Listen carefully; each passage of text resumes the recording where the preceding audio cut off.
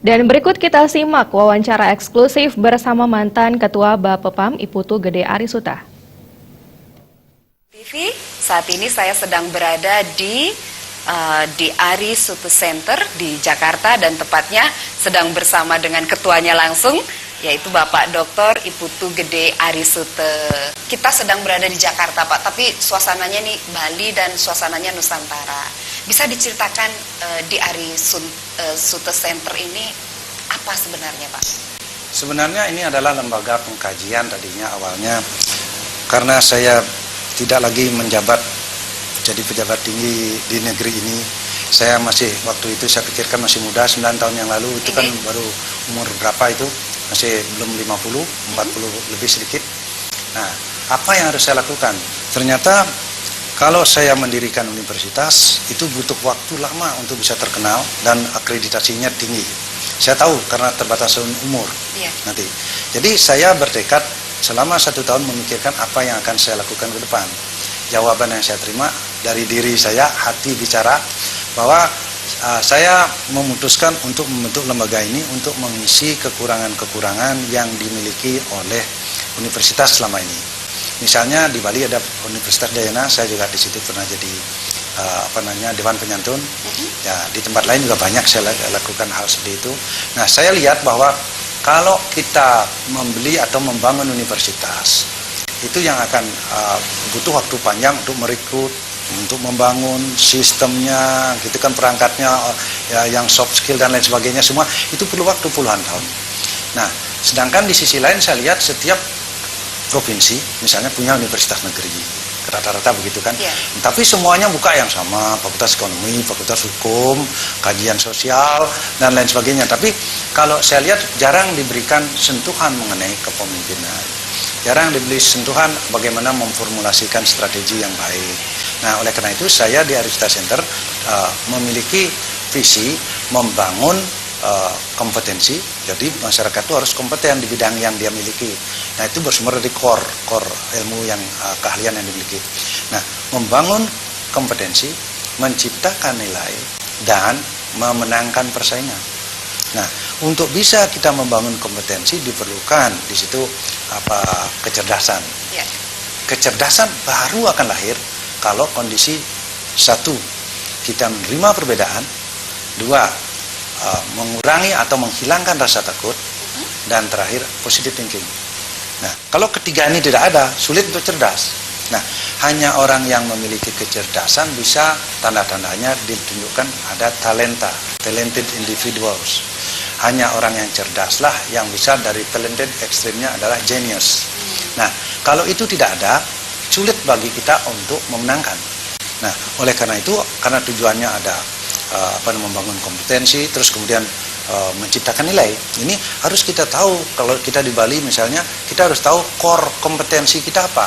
Orang Bali selama ini dikenal apa? Ramah. Coba perkuat ramah itu dalam bentuk apa? Ramah itu kuat, senyum. The power of smile, it's smiling gitu misalnya gitu kan. Nah, oleh karena itu critical thinking itu adalah ibunya, dasarnya dari kecerdasan. Bertanya yang benar pada saat yang tepat, tentang hal yang tepat, kepada orang yang tepat, dalam waktu yang tepat. Nah, itu menghemat, tidak menyia-nyiakan waktu, tidak menghilangkan resources yang kita miliki terlalu banyak. Jadi tiap diri kita, misalnya di Bali nih, konkretnya, Badung punyanya apa? Hotel banyak, punyanya airport. Nah, Tabanan apa? Harus punya core juga, pertanian. Singaraja punya apa? Gianyar punya apa? Kesenian juga, ya kan gitu. Jadi kekuatan-kekuatan masing-masing itu harus dipadukan. Jangan semuanya bikin airport. Coba tiap kecamatan bikin airport bagaimana? Repot juga. Repot. Nah, PLN misalnya, kok satu aja cukup PLN. Maksudnya tiap kabupaten bikin tiang listrik semua, nggak bisa. Jadi mengenali potensi core dasarnya itu harus tuh. Nah, kemudian kenapa saya itu tadi mendalami kecerdasan? Nah, kalau sudah genius, baru ada kompetens. Kompetensi itu adalah mampu menjawab semua persoalan secara keahlian. Kita adalah ahli manajemen, harus bisa menjawab fenomena manajemen yang ada, harus bisa menghubungkan gitu antara yang membutuhkan dengan yang dibutuhkan gitu. Nah, dari kompetensi baru lahir maturity. Nah, kedewasaan. Ya. Dari kedewasaan ini akan lahir kebijaksanaan. Nah, kebijaksanaan itu akan menjadi tempat duduk mulia lahirnya kebahagiaan. Menarik sekali ini Pak. Ini yang terlibat berarti kalau tadi kami perhatikan itu yang terlibat ini kan dari beragam suku, pun nuansanya sangat Nusantara. Berarti yang ada di Arisute Center ini sendiri siapa Pak? Karena kita mengumpulkan orang-orang yang menghargai perbedaan. Tidak sekalipun kita pernah membicarakan hal-hal yang egosentris negatif gitu. Karena kalau pikiran kita negatif tidak akan lahir kecerdasan. Kalau pikiran kita ketakutan, orang pintar menjadi bodoh. Orang pintar saja menjadi bodoh. Kalau takut. Jadi jangan pernah menakut-nakuti anak, jangan pernah membentak-bentak anak. Nah, orang yang dimarahin secara konsisten akan melahirkan pendengki muda. Tuh, jadi makanya 3 itu. Nah, oleh karena itu Arisute Center memfokus pada itu. Misalnya saya diundang mengenai kepemimpinan, misalnya di Singapura, di Nanyang atau di mana gitu. Jadi saya keliling-keliling seminar, itu ada dari Jogja, dari rektornya tadi juga datang, dan di Bali juga, nah dimanapun, karena saya tidak ingin dibatasi oleh asal-usul. Dalam berbuat itu, saya punya keyakinan apa yang kita miliki. Ini Arisute Center, kalau ada orang yang sedih tak bayar, entah sekasih aja buku, mau nyari apa sekarang, mau ilmu apa gitu. Nah, kalau kita tidak mau memahami itu, kita carikan. Gitu. Nah, makanya kita bergerak sebagai agent of intelligence, jadi agen kecerdasan. Tidak harus saya jadi Pak Wiranto untuk mendapat ilmu Pak Wiranto. Enggak. Pak Wiranto aja ajak ke sini. Nah, saya belum pernah bayar pembicaraan dengan beliau-beliau itu semua. Jadi artinya ilmu Pak Wiranto dialirkan lewat Arisute Center kepada banyak orang. Nah, itu termasuk buku itu. Memediasi itu Ya. Pak ya. Baik, berbicara tentang Bali ini Pak. Bapak melihat Bali di 2016 seperti apa dan PR Bali di 2017, perhatian itu harusnya bagaimana Pak membangun Bali ini agar lebih mungkin terlibat semua pihak atau bagaimana? Jadi kalau menurut saya perubahan harus dilakukan. Satu-satunya jalan yang paling objektif melakukan perubahan memang harus punya pemimpin yang bisa menjadi pelopor perubahan. Kedua, harus rakyat ini dididik. Nah, yang mendidik ini harus mempunyai arahan juga. Bali ini karena kecil, rakyat itu harus diberikan wawasan bahwa yang datang ke Bali itu dunia. Bagaimana kalau dunia itu kehilangan rasa Bali? Nah, itu cek lagi core-nya. Bali itu core-nya apa? Integritas. Core-nya apa? Kesopanan. Core-nya apa? Di DNA-nya ada apa? Oh, dia bersenyum terus, hello sir. Di mana nyari dunia gitu nggak ada. Langsung tarian sedikit, senyum, lagu gitu kan. Jadi orang belum ada yang marah dan membunuh penyanyi. Nah, kecuali satu itu siapa namanya? John Lennon. Ya kan? Yeah. Nah, coba bayangkan di Bali, karena cintanya kepada apa yang dilakukan, sulit dikopi. Nah, Anda nanya, saya orang Bali asli. Bali sampai hari ini juga kalau saya ketemu orang-orang di sini, semua nih Pak dari Bali ya kenapa salahnya apa? Saya lebih bangga jadi orang Bali daripada orang lain. Nah, karena di dalam DNA saya sudah Bali gitu. Misalnya, sedikit-sedikit bikin rumah ada enggal-enggal Bali, sedikit-sedikit bicara ada. Makanya setiap misalnya saya di mana saya berada di Jakarta, saya bikin sawah. Di sini itu sawah gitu. Jadi karena terkenang dengan masa lalu. Nah, oleh karena itu kalau Anda nanyain 2016, anggap itu kan sudah lewat. 2000 ke depan ini eskalasi perubahan neuron manusia otaknya itu luar biasa. Mungkin dalam 5 tahun ke depan ini akan menggantikan seluruh memori kita yang dulu. Cepat. Nah, kalau tidak adaptif, nah repot. Nah, lihat yang adaptif, Pak Wiranto, adaptif itu. 17 tahun yang lalu bisa tetap berlayar sampai hari ini. Tidak. Nah, Anda juga harus gitu. Jadi sekolah itu adalah jalan objektif, jalan yang paling objektif itu melakukan perubahan. 2017 kita harus pintar menganalisa Bali ini sekarang pekerjaan masyarakatnya atau rakyatnya terlalu banyak apa. Jadi kebutuhan Bali apa kemudian? Keahlian apa yang dibutuhkan? Nah, tadi saya bilang Bali itu kalau bikin universitas hospitality school itu pasti salah satu terbaik di dunia. Hospitality school itu yang dibutuhkan. Hospitality center apa school atau apa. Nah, orang-orang yang lulusan dari sekolah hospitality Bali nanti kerja di Ritz-Carlton Dubai, di Marriott Amerika, di Eropa gitu. harus itu. Kenapa? Karena yang ngajarin itu orang bule semua. Jadi tidak ada republik ini yang lebih banyak bulenya kecuali Provinsi Bali. Nah, kita selama ini nol dalam hal memanfaatkan dia. Jadi kita dimanfaatkan, ditanam hotel, ini terus hasilnya lari. Nah, kalau kita tanam di situ, dia harus ikut ngajar. Berarti pendekatannya yang mesti melakukan pendekatan kepada banyaknya ekspatriat di Pulau Bali itu siapa berarti Pak? Yang ngasih izin. Nah, izin dia kerja di situ siapa? Pemerintah berarti. Nah, pemerintah itu harus memberi paling tidak punyai misi dan visi nanti bagaimana membangun Bali.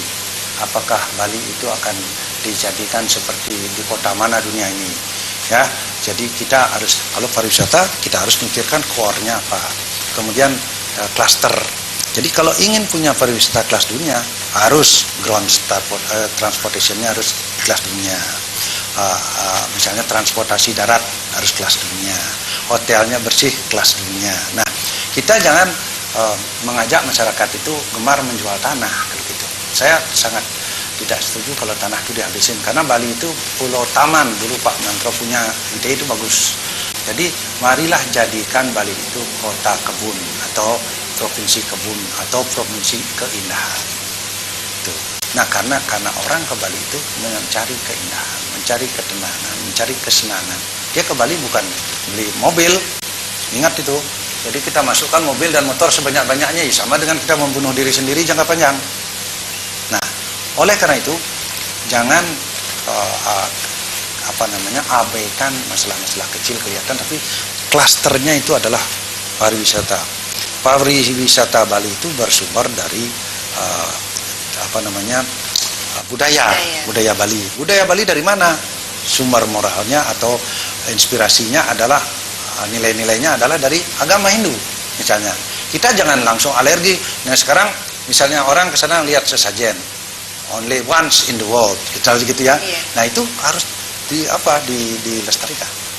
Itu menurut saya. Nah, ada usaha itu. Nah, anak-anak muda harus gemar untuk menyampaikan ide-ide yang cemerlang. Misalnya sekarang musimnya ada musimnya ada entrepreneurship dan inovasi. Itu sebagai salah satu syarat dari pembentukan entrepreneur muda. Jadi orang Bali harus berani menjadikan hasil produknya kerjasama dengan dunia. Mana gampang, karena orang kaya dunia ada di Bali juga. Nah, kok lewat begitu aja. Nah, kita cuman jual tanah, beli motor, jual tanah jadi satpam. Itu nggak bisa itu. Lebih baik saya jual tanah itu, dia menjadi disewakan 25 tahun lagi balik. Itu. Berarti itu yang menjadi perhatian di 2017. Itu karena kalau tidak mau punah, Bali itu harus segera meningkatkan kualitas sumber daya manusia. Generasi muda satu generasi lagi sudah menjadi orang hebat. Ya, karena tinggal misalnya Michael Jackson dulu atau siapa yang terkenal di dunia, misalnya Adele, undang di situ bicara, saya datang, I am coming to Bali because of the tradition. I am coming to Bali gitu. I love Bali gitu. Hebat nggak? Nah, cuman kalau sudah love Bali orang asing, kitanya nggak merubah diri, ya nggak bisa, nggak bertahan. Tuh. Baik. Ya. Nah, ini kontribusi di Arisuto Center sendiri untuk Bali ke depannya seperti apa nih Pak? Kalau Desainnya. secara umum saya katakan ilmu dan pengalaman saya menunjukkan haruslah selalu berpikir distinktif. Jadi kalau orang Bali jangan terlalu banyak jadi politikus. Kalau terlalu banyak jadi politikus, hampir semuanya jadi politikus, nanti tidak ada lagi yang memikirkan back office, tidak ada yang memikirkan kualitas budaya, tidak ada yang memikirkan. Jadi di politik ada, di entrepreneur ada, aktivis budaya ada, kreatif individual ditumbuhkan. Karena di Bali itu kreatif. Saya sudah bisa, saya aja tidak berkesenian, tapi saya bisa bikin ini gitu kan. Nah, gamelan, saya bikin gamelan, Arisuto Center berkontribusi sudah ngayah ke semua puro. Dengan gamelannya. Nah, saya ajak orang bukan Bali juga gamelan, cuman istri saya aja yang akan menjadi orang Bali, padahal dia orang Jawa tapi mendalami itu. Jadi saya bilang sama istri saya, kalahkanlah saya di kebun saya sendiri. Caranya mengalahkan adalah kamu riset terhadap diriku, apa yang saya tidak bisa itu laksanakan. Jadi komplement. Jadi ada budaya Jawa juga, dia punya gamelan Jawa ada, Bali ada, kolaborasi ada, dengan kolaborasi dengan alat musik modern bisa. Nah itu ciptakan nilai. Nah kalau kita ingin bernilai, ciptakan yang distintif, selalu tampil beda dengan bingkai moral yang kita miliki. Jadi ciri khas itu yang harus dipertahankan. Harus. Itu kayak pabrik kata-kata. Itu hebat itu. Siapa juga bisa sebenarnya punya di Bali banyak yang bisa, cuman harus diekspos aja dia menunjukkan stage dunia. Jadi panggung dunia dikenalkan sama dia sehingga dia mau bahasa apa? Dia bilang bahasa Inggris. Oke, I'm talking in English. Jadi datang ke Eropa, Jerman, ya speak Dutch atau apa ya kan, semua bahasa. Jadi harus begitu. Yang ke Bali itu serba bisa, boleh tapi fokus. Ada potensi ya, yang potensi Bali itu luar biasa. Jadi menurut saya jangan karena kecil itu menjadi minder, enggak. Kita bagian dari kebesaran Republik, bagian dari kebesaran Nusantara, kita mewarnai. Nah itu penting, mewarnai. Kalau tidak mewarnai, tenggelam dong warna kita. Bali memilih apa dari sekian miliar jenis warna? Makanya the true colors of a great nation itu penting. Nah, itu yang jadi tema hari ini nih, di acara ini ya Pak ya. Bisa diceritakan sedikit Pak agar masyarakat juga tahu. Jadi kita awalnya manusia tuh mulai berpikir kenapa itu? Kenapa ada itu? Kenapa? Dari mana? Apa itu? Apa itu gitu. Nah, itu critical thinking. Nah, kalau apa saya? Siapa saya? Nah, jangan sampai nanti binatang bertanya, Pak, how human you are? Ya, alangkah seberapa banyak di tubuhmu sebagai manusia, karena kamu sih pemakan tanaman makanan aku kamu ambil, makanan orang lain, makhluk lain kamu ambil. Nah itu namanya kamu serakah. Hey, how human you are, I love you. Tidak.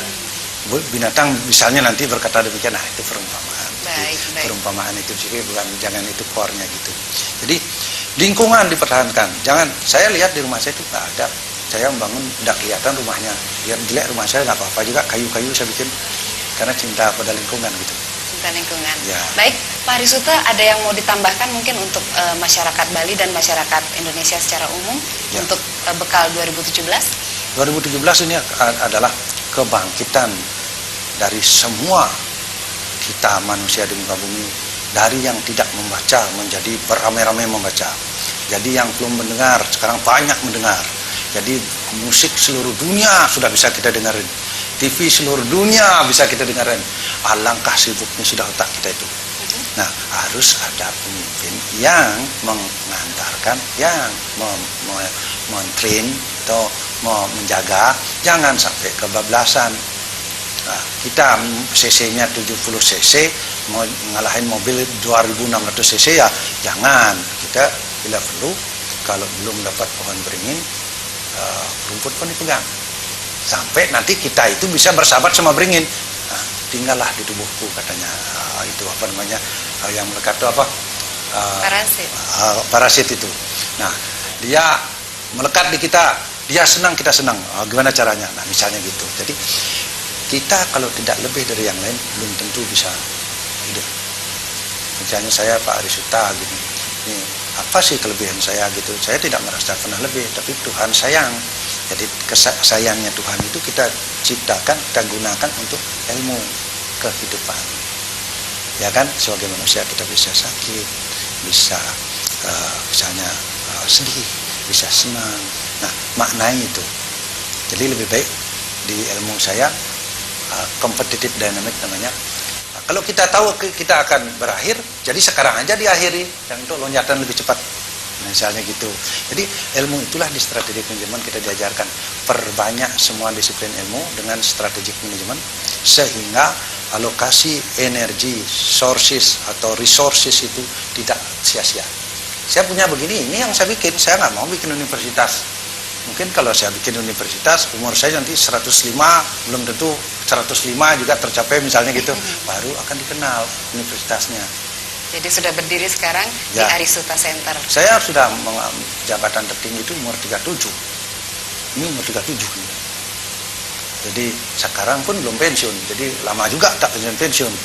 Tapi karena saya menempatkan diri pada posisi mengabdi kepada masyarakat, saya tidak merasa rendah memberikan ilmu Kalau saya punya, kalau tidak saya punya, saya carikan orang lain ilmu juga biar saya punya sama dengan yang lain gitu. Jangan jadi orang pelit. Ilmu kalau dipelitin, jadi Tuhan juga akan pelit ngasihin kita ilmu baru. Jadi berbagi Pak ya, sharing dan sinergi. Ya. Nah, Baik. untuk kaya, orang Bali itu harus berpikir bagaimana ngeluarin duit, bukan mencari aja, mengeluarkan. Silakan. Punya 5, keluar 6 kan ngutang jadinya. Iya. Nah, orang yang berutang itu tidak ada yang jernih pikirannya. Kurangi berutang, perbanyak berbuat. Nah, jadi sesuaikan diri kita siapa, habitat apa kita di dunia ini. Itu yang dicangkul dulu, baru ngambil habitat yang lain. Baik, Ya. Aristote, terima kasih banyak atas Ya, ya. waktunya Oke, Pak, sukses terima kasih. banget. Baik pemirsa Bali TV, demikian tadi wawancara eksklusif kita bersama Bapak Aristote. Saya Jero Jemui undur diri, salam Indonesia.